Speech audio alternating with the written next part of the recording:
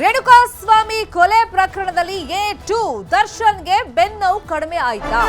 ಬೆನ್ನೋವು ಅಂತ ಮೊನ್ನೆ ತಾನೇ ಕೋರ್ಟ್ ವಿಚಾರಣೆಗೆ ಹಾಜರಾಗಕ್ಕಾಗಲ್ಲ, ಅನುಮತಿ ಕೊಡಬೇಕು ಅಂತ ಹೇಳಿ ಅರ್ಜಿಯನ್ನ ಹಾಕೊಂಡಿದ್ರು ದರ್ಶನ್. ಇದಕ್ಕೆ ನ್ಯಾಯಮೂರ್ತಿಗಳು ಗರಂ ಆಗಿ ಮುಂದಿನ ವಿಚಾರಣೆಯಲ್ಲಿ ಕಡ್ಡಾಯವಾಗಿ ಬರಲೇಬೇಕು ಅಂತ ಹೇಳಿದ್ರು.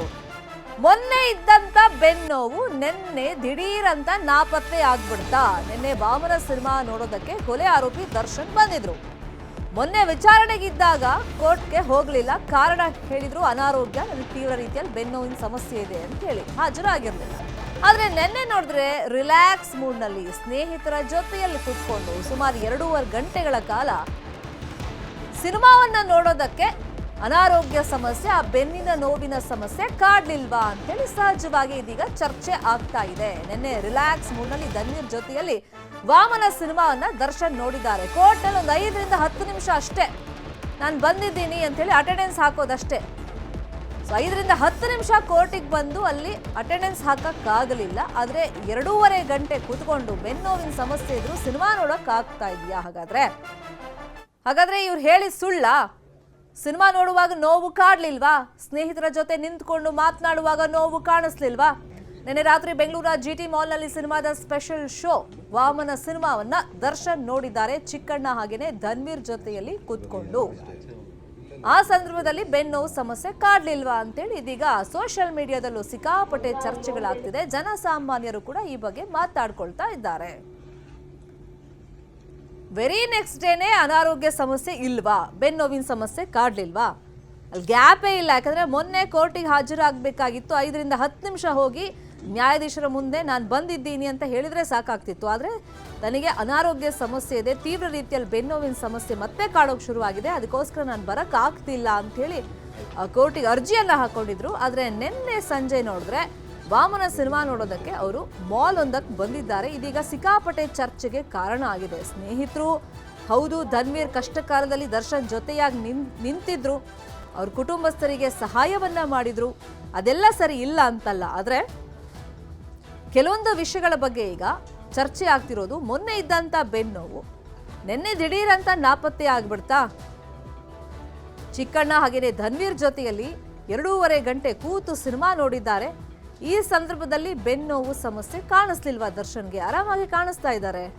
ಕುಂಟ್ತಾ ಬಂದ್ರು ಹೌದು ಸಿನಿಮಾ ನೋಡೋದಕ್ಕೆ. ಅಷ್ಟೊತ್ತು ಕೂತು ಸಿನಿಮಾ ನೋಡುವಾಗ ಬೆನ್ನೋವಿನ ಸಮಸ್ಯೆ ಕಾಡ್ಲಿಲ್ವಾ? ಸ್ನೇಹಿತರ ಜೊತೆ ಆರಾಮಾಗಿ ಮಾತಾಡ್ತಾ ಇದ್ದಾರೆ ದರ್ಶನ್. ಈ ಬೆನ್ನೋವು ತನಗೆ ಕಾನೂನು ರೀತಿಯಲ್ಲಿ ಸಂಕಷ್ಟ ಎದುರಾಗುತ್ತೆ, ಕೋರ್ಟಿಗೆ ಹೋಗಬೇಕು, ತನಿಖೆಯನ್ನ ಎದುರಿಸಬೇಕು, ಅಥವಾ ಜೈಲಲ್ಲಿದ್ದಾಗ ಮಾತ್ರ ಈ ಸಮಸ್ಯೆ ಕಾಡುತ್ತಾ? ಸ್ನೇಹಿತರ ಜೊತೆ ಇರುವಾಗ ಇದು ಹೋಗ್ಬಿಡುತ್ತಾ, ಮರ್ತು ಹೋಗುತ್ತಾ ಅನ್ನೋದು ಈಗಿರುವಂತ ಒಂದು ಚರ್ಚೆ. ಇದೇ ವಿಷಯವಾಗಿ ಇನ್ನಷ್ಟು ಡೀಟೇಲ್ ಆಗಿ ಇನ್ಫಾರ್ಮೇಶನ್ ಕೊಡ್ತಾ ಹೋಗೋದಕ್ಕೆ ಫೋನ್ ಸಂಪರ್ಕದಲ್ಲಿ ಕನೆಕ್ಟ್ ಆಗಿದ್ದಾರೆ ನಮ್ಮ ರಿಪೋರ್ಟರ್ ಗಂಗಾಧರ ವಾಗಟ. ಬೆಳಿಗ್ಗೆಯಿಂದ ನಾವು ಈ ಬಗ್ಗೆ ಸುದ್ದಿಯನ್ನ ಪ್ರಸಾರ ಮಾಡಿ ಹಲವು ಆಯಾಮಗಳಲ್ಲಿ ಏನು ಚರ್ಚೆ ಆಗ್ತಿದೆ. ಮೊನ್ನೆ ಕೋರ್ಟ್ಗೆ ಹೋಗುವಾಗ 5 ರಿಂದ 10 ನಿಮಿಷ ಅಲ್ಲಿ ಅಟೆಂಡೆನ್ಸ್ ತರ ಹಾಕ್ಬೇಕಾಗಿತ್ತು ಅಷ್ಟೇ, ನಾನು ಹಾಜರಾಗಿದ್ದೀನಿ ಅಂತ ಹೇಳಬೇಕಾಗಿತ್ತು. ಅದಕ್ಕಿದ್ದಂತ ಬೆನ್ನೋವು 2.5 ಗಂಟೆ ಕುತ್ಕೊಂಡು ಸಿನಿಮಾ ನೋಡ್ತಾರೆ ಅಂದ್ರೆ ಇದಕ್ಕೆ ಬರಲಿಲ್ವಾ ಅಂತೇಳಿ ಸಹಜವಾಗಿ ಚರ್ಚೆ ಆಗ್ತಿದೆ. ಪೊಲೀಸರು ಈ ಫುಟೇಜ್ ಮುಖಾಂತರ ಇವಾಗ ಯಾವ ರೀತಿ ಕೆಲವೊಂದು ಕ್ವೆಶ್ಚನ್ಗಳನ್ನ ರೈಸ್ ಮಾಡೋದಕ್ಕೆ ಮುಂದಾಗಿದ್ದಾರೆ ಕೋರ್ಟ್ನಲ್ಲಿ. ಸವಿತಾ ಶೆಟ್ಟಿ, ಪ್ರಮುಖವಾಗಿ ಅಂದ್ರೆ ಮುಂದಿನ ಒಂದು ಟ್ರಯಲ್ ವಿಚಾರಣೆ ಏನಾಗುತ್ತೆ ಕೋರ್ಟ್ ಅಲ್ಲಿ, ಆ ಸಂದರ್ಭದಲ್ಲಿ ಪೊಲೀಸರ ಕಡೆಯಿಂದ ಅಂದ್ರೆ SPP ಏನಿರ್ತಾರೆ ಅವರು ನ್ಯಾಯಾಧೀಶರ ಗಮನಕ್ಕೆ ತರುವಂತ ಪ್ರಯತ್ನವನ್ನ ಮಾಡಬಹುದು. ಯಾಕಂದ್ರೆ ಇಲ್ಲಿ ಆರೋಪಿ ಸ್ಥಾನದಲ್ಲಿರುವಂತಹ ಅದರಲ್ಲಿ A2 ಆರೋಪಿ ತಮ್ಮ ಬೆನ್ನು ನೋವು ಅಂತ ಏನು ಕಾರಣವನ್ನ ನೀಡಿ ಕೇವಲ ಒಂದು ಕೋರ್ಟ್ಗೆ ಹಾಜರುಪಡಿಸುವ ಬರದೆ ಗೈರಾಜರಾಗಿರುವಂತದ್ದೇನಿದೆ, ಮತ್ತೆ ಬೆನ್ನು ನೋವು ಅಂತ ಏನು ಕಾರಣ ಕೊಟ್ಟಿರುವಂತದ್ದೇನಿದೆ, ಈ ಬಗ್ಗೆ ಮೊನ್ನೆ ಅಂದ್ರೆ ಅದಾದ ನಂತರ ಈಗ ಸಿನಿಮಾದಲ್ಲೂ ಕೂಡ ಅವರು ಬಂದಿರುವಂತದ್ದು ಅನ್ನೋ ರೀತಿಯಲ್ಲಿ ಅವರು ನ್ಯಾಯಾಧೀಶರ ಗಮನಕ್ಕೆ ತರುವಂತ ಪ್ರಯತ್ನವನ್ನ ಕೂಡ ಮಾಡಬಹುದು. ಆದ್ರೆ ಇಲ್ಲಿ ಸಾಧ್ಯತೆಗಳು ಅವರ ಈಗ ಒಂದು ವೇಳೆ ಏನಾದ್ರು ಮತ್ತೆ ವಿಚಾರಣೆ ಸಂದರ್ಭದಲ್ಲಿ ನೆಕ್ಸ್ಟ್ ಒಂದು ಹಿಯರಿಂಗ್ ಟೈಮಲ್ಲೂ ಕೂಡ ಬರ್ತಾ ಇದ್ದ ಸಂದರ್ಭದಲ್ಲಿ ಇದನ್ನ ಗಂಭೀರವಾಗಿ ಕೂಡ ತೆಗೆದುಕೊಳ್ಬಹುದು, ಅಥವಾ ಮುಂದಿನ ಸರಿ ಹೇಳ್ದೇನೆ ಇರಬಹುದು. ಆದ್ರೆ ಇಲ್ಲಿ ಸಾಕಷ್ಟು ಚರ್ಚೆ ಆಗ್ತಾ ಇರುವಂತ ಒಂದು ವಿಚಾರ ಏನಂತಂದ್ರೆ, ಅಂದ್ರೆ ಮೊನ್ನೆ ಕೇವಲ 5 ನಿಮಿಷ ಕೋರ್ಟ್ಗೆ ಹಾಜರಾಗದೆ ಬೆನ್ನು ನೋವಿನ ಸಮಸ್ಯೆ ಅಂತ ಹೇಳಿ ಏನೋ ಒಂದು ವಿನಾಯಿತಿಯನ್ನ ಕೇಳಿದ್ರು, ಒಂದು ಬರೋಕ್ ಆಗೋದಿಲ್ಲ ಅಂತ ಹೇಳಿ. ಆದ್ರೆ ಅದಾದ ನಂತರ ಕೇವಲ 2 ದಿನದಲ್ಲಿ ಒಂದು ವಾಮನ ಚಿತ್ರದ ಒಂದು ರಿಲೀಸ್ ಒಂದು ಚಿತ್ರವನ್ನ ನೋಡೋಕೆ ಸುಮಾರು 2-3 ಗಂಟೆಗಳ ಕಾಲ ಅಲ್ಲಿ ಹೋಗಿರುವಂತದ್ದು ಮತ್ತೆ ವಿಜುವಲೈಸ್ ಏನಿದೆ ಇವೆಲ್ಲವೂ ಕೂಡ ಸಾಕಷ್ಟು ಚರ್ಚೆ ಆಗ್ತಾ ಇರುವಂತದ್ದು. ಯಾಕೆ ಕೇವಲ ಕೋರ್ಟ್ಗೆ ಯಾಕೆ ಗೊತ್ತಿಲ್ಲ ಏನನ್ನೋದ್ರ ಬಗ್ಗೆ ಚರ್ಚೆ ಆಗ್ತಾ ಇರುವಂತದ್ದು. ಆದ್ರೆ ಅವರು ಲೀಗಲ್ ಆಗಿ ಅಂದ್ರೆ ಕಾನೂನು ಪ್ರಕಾರವಾಗಿ ಒಂದು ಕಾನೂನು ತಜ್ಞರು ಹೇಳುವಂತದ್ದು ಏನಂತಂದ್ರೆ, ಒಂದ್ ವೇಳೆ ಅಂದ್ರೆ ಒಬ್ಬ ಆರೋಪಿಗೆ ತೀರಾ ಗಂಭೀರವಾದಂತಹ ತೀರಾ ಸಮಸ್ಯೆ ಇದ್ದಂತಹ ಸಂದರ್ಭದಲ್ಲಿ ಅದು ವಿನಾಯಿತಿ ಇರುತ್ತೆ. ಅದಕ್ಕೆ ಬೇಕಾದಂತ ಮುಂದಿನ ದಿನಗಳಲ್ಲಿ ಆರೋಪಗಳೇನಾದ್ರು ಅವರು ಆರೋಪಿ ಮೇಲೆ ಬಂದಂತ ಸಂದರ್ಭದಲ್ಲಿ ಅದಕ್ಕೆ ಮೆಡಿಕಲ್ ರಿಪೋರ್ಟ್ ಅವೆಲ್ಲವೂ ಕೂಡ ಕೋರ್ಟ್ಗೆ ಸಬ್ಮಿಟ್ ಮಾಡಬೇಕಾಗುತ್ತೆ.